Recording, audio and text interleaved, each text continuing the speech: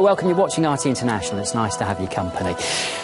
Now, if the ceasefire in Syria fails, the US plans to deliver more heavy weapons to the country's so-called moderate rebels. And that might include the Free Syrian Army, an opposition force that has been supported and praised by the West. However, as Maria Fanoshina found out, its ways of recruiting fighters have been far from moderate. This man was a Syrian army conscript. To protect his identity, we'll call him Abdel. He says he had to flee his home in the predominantly anti-government Syrian north after his baby son was slaughtered. The Free Syrian Army, when they learned that I served at the checkpoint of the state army, wanted me to join them. They kidnapped my little son, who was just 45 days old at the time, and told me that I had 72 hours to leave the military and become a Free Syrian Army soldier.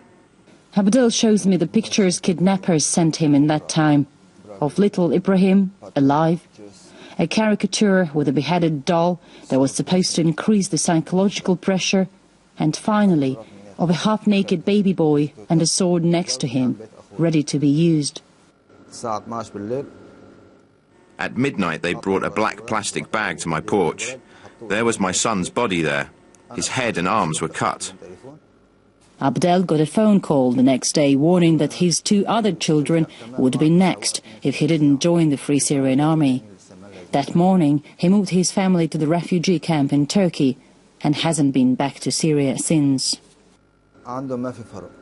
They will kidnap your loved ones and blackmail you, and if you don't comply, they will kill your son, mother or sister.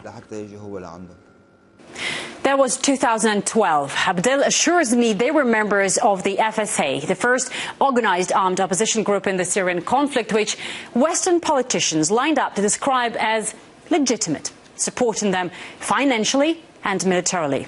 We consider them the legitimate representative of the Syrian people. The Syrian opposition, legitimate. We are committed to do our part to support the moderate opposition. It's so important that the United States and our allies and our partners provide the assistance that the opposition needs to strengthen itself. Long before ISIL, Abdel insists the FSA used jihadist tactics to lure Assad army members. Defection's a vital psychological tool deployed at seemingly any cost. Defections from Assad's army got vast global media coverage, as you can see, which some suspect encouraged even more to desert. Outside Syria, those trying to topple Assad also understood this effect, such as these emails from Hillary Clinton, then running the State Department, which was plugging a tool to track Assad army defections.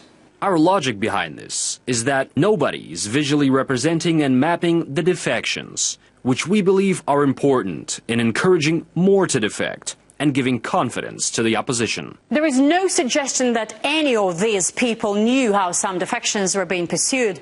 But Abdel's story indicates that not all desertions were made alone. I was afraid to defect from the army because they could consider me a traitor. And I was also afraid to join the FSA because they could kill me for being in the state army before. I was cornered. And I guess I was not the only one. He's still trapped. After 4 years of silence, Abdel says he finally spoke out because visa errors mean he cannot get his family out the refugee camp on the Turkish-Syrian border, and he cannot afford to get them to Russia.